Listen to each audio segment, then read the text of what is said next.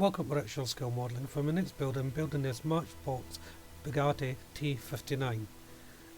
As you can see, it's a Matchbox kit, so which means it's a known kit. This is a reproduction from the original kit, and this one dates back to the mid 1980s. I was given this by a friend.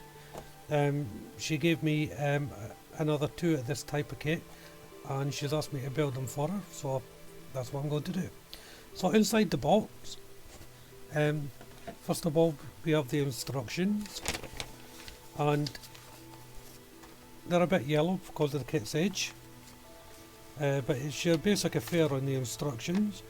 You have your sprues, paint, lace, and a little bit of literature about the car, and of course the build instructions, and on the back page decal placements and more building instructions. The decals are interesting. There's just the 14 and Bugatti and T59 on it. Now I don't know how well they've survived after all this time, but I'll give them a go. If not, I'll either just leave them off or print out some new ones and put them on. So I won't know until near the end of the build, but luckily there's not that many to put on. It comes with rubber tyres, which is nice. 4 of them obviously. It has some clear parts for the lights and windscreen, and it has 3 sprues. So the first sprue is mainly for the chassis, for the suspension springs, exhaust system, seat, steering wheel, and so forth. The next sprue is for the main body. It's moulded in this blue colour. I think they probably want you to put it in blue. I'm not sure what colour I'll do it yet. I'll research the car and see whether they are meant to be predominantly in this colour. But it looks like a French blue to me. And the last sprue is a chrome sprue. Now, I hate chrome with a passion, and I know a lot of people do as well. So I'm probably going to get rid of the chrome. Now there's a couple of ways to do this. You can strip it right back, or key it and paint over it. I'll probably key it and paint over it. Keying it is just roughing it up so it's got a texture surface that the paint will stick to. So anyway, let's jump into the build. Well, as you can see, I've already gone through and primed it, so now it's time to paint, and I'm painting on a sprue. So first of all, I'm painting the grille on the car, and this is getting painted in Mr. Hobby Steel Red H38. There's 2 parts to the grille. There's an outer part and the inner part, and the key here first is to paint the main surface before going on to the framework. And for the framework, it's Rebel Colour 90 Silver. Now remember that this sprue here was originally the chrome sprue that I'm painting over, and all I did was primed the sprue, covered it in primer, and then started painting.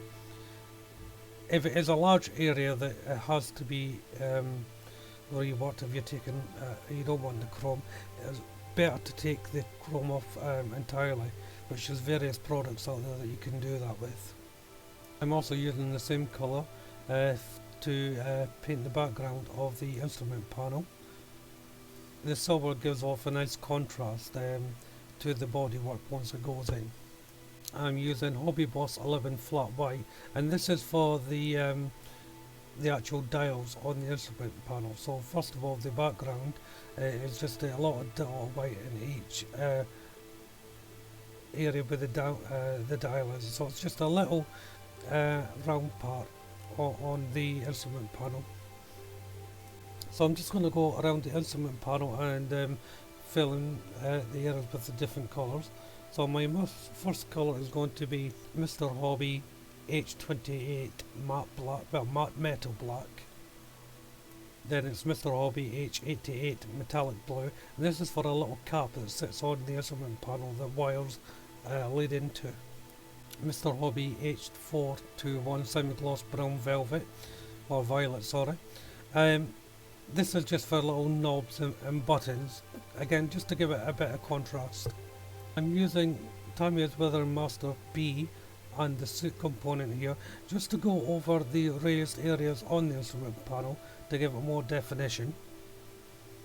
Lastly, I'm using Tamiya's XF28 dark copper for the little pipes and wires that go into the blue cap that I painted on earlier. Now you will need a very fine brush if you're painting the wires and so forth in, or you can use a cocktail stick, just a tip to use that as a brush to paint on very thin details. I'm using Mr. Hobby H27 tan.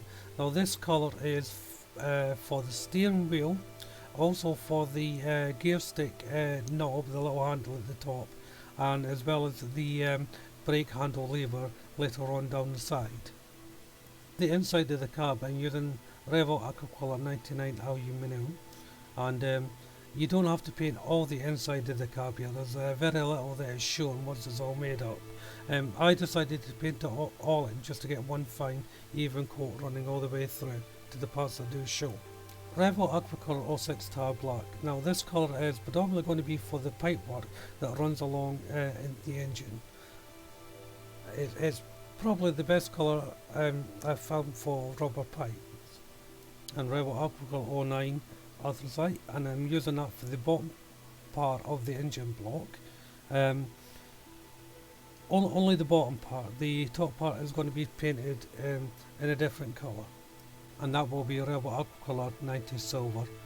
So the head of the engine is going to be simulating the metal part. Now the sprue would have all the engine chrome, which I completely disagree with, so hence why I'm only putting the rocket covers and everything else on the actual silver colour. For the exhaust, I'm giving it a base coat of 99 aluminium. There's only small parts will be actually in this colour, but I'm just having it as a base coat to start off with. The wheel hub is a Revel Aquacolor 90 silver, and this is also the same colour for the brake disc part as well. Mr. Hobby H25 Gloss Sky Blue is going to be the main colour of the car. I choose this blue because it sort of matched what I've seen on the web and things like that, people who have done this vehicle, the actual real vehicle. But of course, like anything, you can it's entirely up to interpretation. You can have it whatever colour you want. The colour, this Mr. Hobby colour, spreads really well as well. As you can see that I'm doing the mud guards. Now you don't necessarily have to put them on, I did put them on.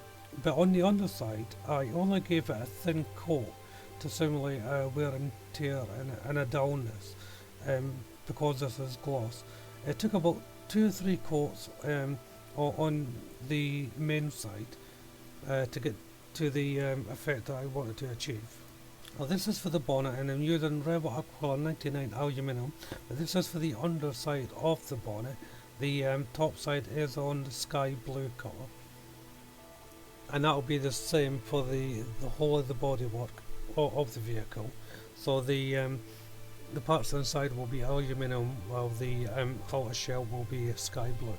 I'm using Tamiya's X31 titanium gold here, and this is for the spokes on the wheel hubs. Just going slightly over, just barely colouring the spokes. It gives it a sort of worn look, but keeps the shine as well as the silver coming through. Going on to the seat, and I'm using 07 black gloss by Revel Aquacolor, and this is for the partition along the seat that I'm painting in. And then I'm moving on to Revel Aquacolor 91 steel, and this is for all the metal work for the rods and things like that within the engine. For the moment I'm just painting on the brackets for the suspension bars. It's better to paint them on first before you put it on your main colour. So I'm just going around the spray now with the Rebel Aqua 91, painting all the bars, it's all the structural supports of the vehicle, really, that are getting this colour. In the footwell of the cab, I'm using a combination of 99 aluminium and 90 silver. And the aluminium's for the main plate, but there's a little bolt in the footwell that holds the gear stick and so forth. That's getting painted in the silver colour. Framework that makes up the lights is Rebel Aqua 90 silver as well. The actual light fin will be in the sky blue colour at the top, but the framework is going to be the silver colour. I was unsure whether to paint it the silver colour or sky colour on these light fins, but I think the blue stands out a bit better. I'm using Tamiya's XF28 dark copper, and these are for some of the connecting joints throughout the engine, on some of the pipework and on the exhaust parts that go into the engine. And then it's back to Mr. Hobby H27 tan for the steering wheel, but this is just a grip around the steering wheel that's getting painted in this colour. And it's H28 matte metal black by Mr. Hobby for the central spokes of the steering wheel and the steering column. Back to the seat now, and it's Mr. Hobby H421 semi-gloss brown violet. And this is I decided to paint this in this colour instead of a plain black or brown, just to mix it up a little. I kind of like the colour as well. Using Rebel Aqua colour 90 silver, and this is for the side fairings on the vehicle. Now there's little gaps round holes in the fairing that show up the base metal work underneath. Now, by the pictures I've looked at, it should have really been in aluminium, but I thought the silver would stand out a little bit better. I'm still in two minds even after I've built the kit, but that's the colour I went for. And Tamiya's XF28 dark copper again, and this is for the wire works and cables that run along the fairing. Again, you're going to need a very thin brush to paint this in. Unlike the fairing, the detail work around the car is Rebel 90 silver. So I'm painting that colour in wherever there's a raised area on the vehicle, for like caps and things like that. And back to 06 tar by Rebel Aqua colour, and these are for the two belts that strap along the bonnet to keep it closed. So that's the bulk work of the painting done now, and it's time to actually start putting it together. So starting off by putting the radiators together, so the front and back piece, and then moving on to the engine block. So you got the top half first, the rocker covers and so forth, and that gets placed on top of the main engine block. It's a simple construction with these parts, just two halves married together before you join them as all as one piece. And always, as I said in my previous videos, don't be afraid to touch up your paintwork as you go along. Because I painted on the spray, there'll be little parts that will be needed to be repainted and touched up. Next to go on is the instrument panel. The key here is don't be tempted to put the steering column in before this goes in.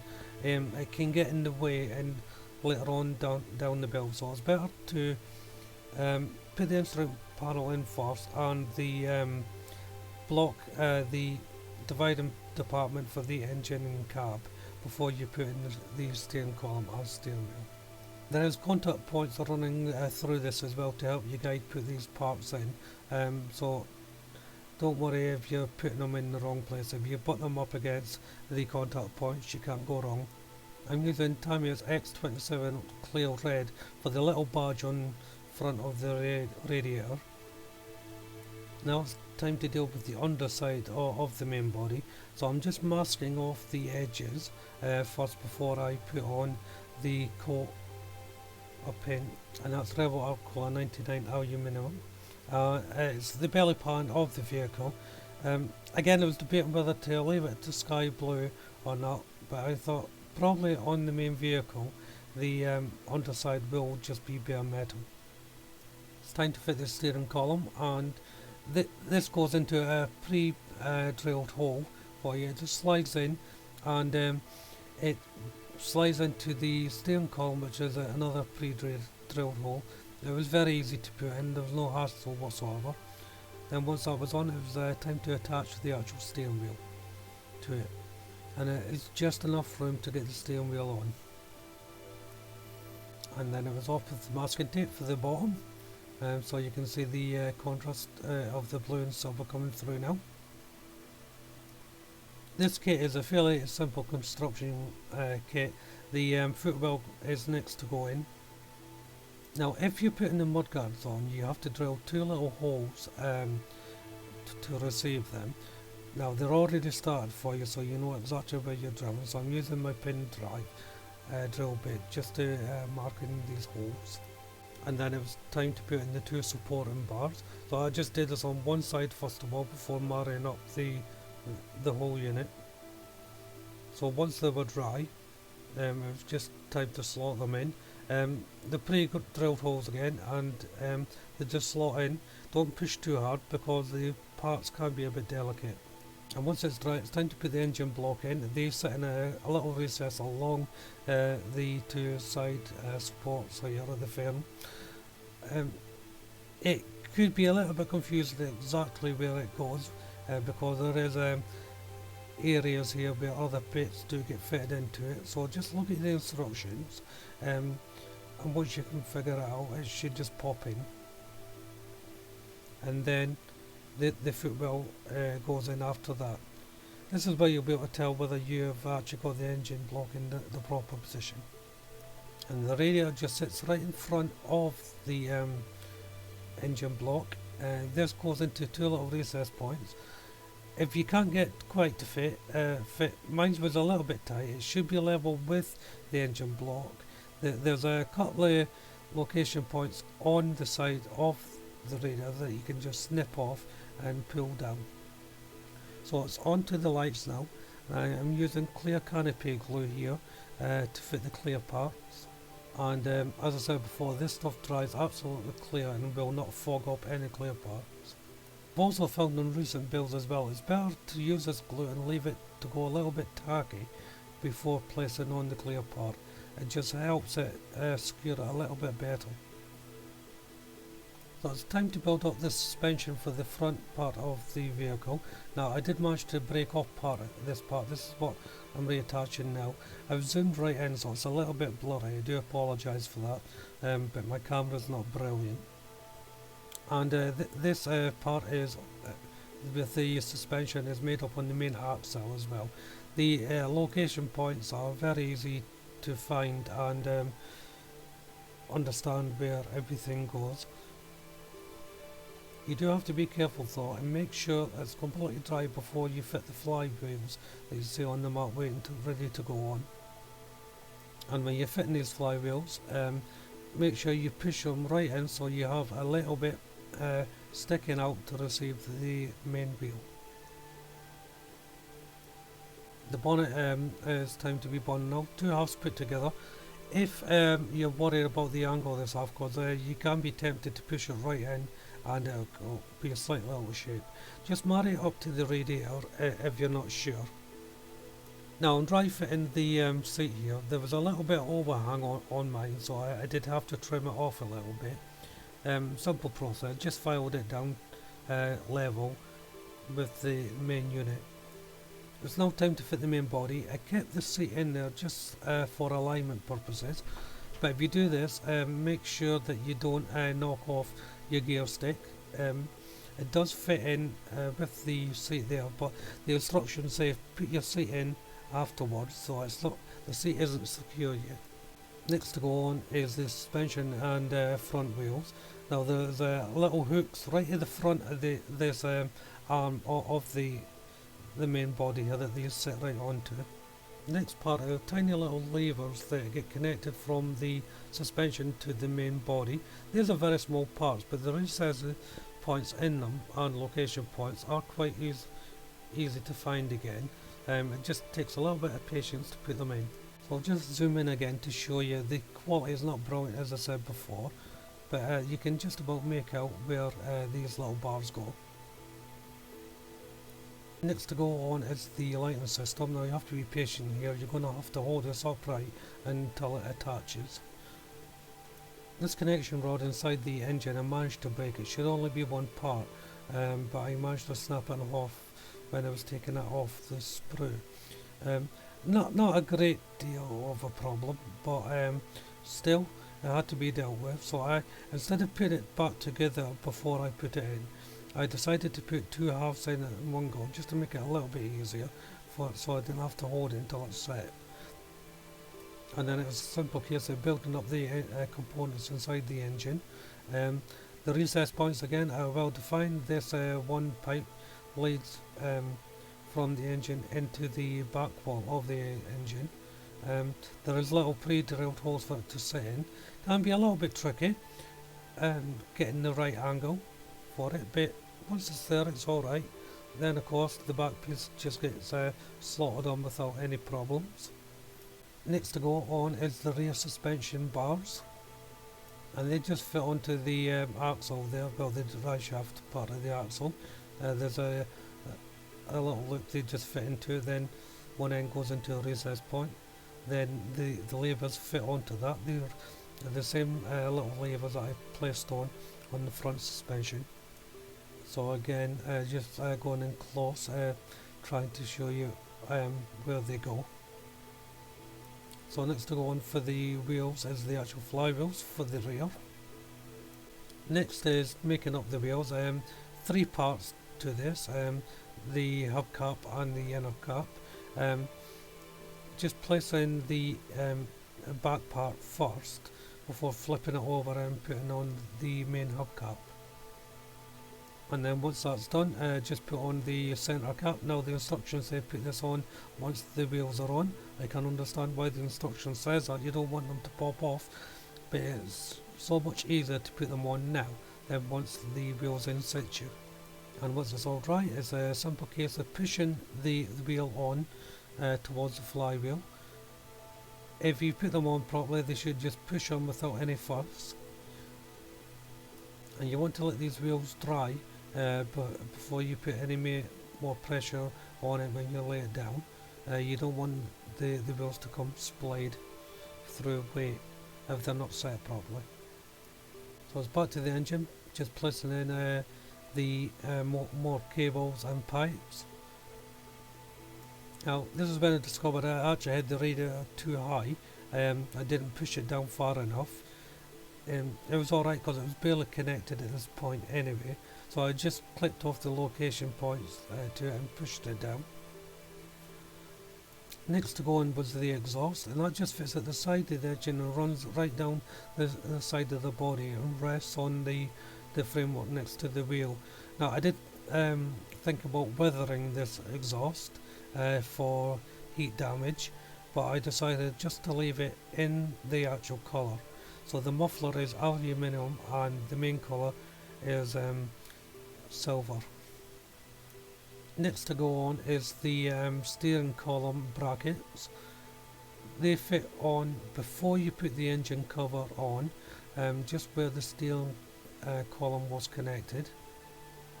And then it's the steering column connecting rod, goes from the actual steering column bracket to the front of the wheel, or the behind the wheel, and there's a little hook there that just hooks on a location point right behind the wheel. And I'm using Mr. Hobby H14 gloss orange, and this is for the lights indicators on the actual mud guards of the wheel. If you're not put on, you don't have to worry about this. And then it was onto the windscreen. Just a little bit of canopy glue here, and this sits at an angle just on the brackets that you can see there. So just two little dots of glue, all it takes to fit it. There's two little caps that go on the top here. They're just two little studs of metal that fit on into the cap.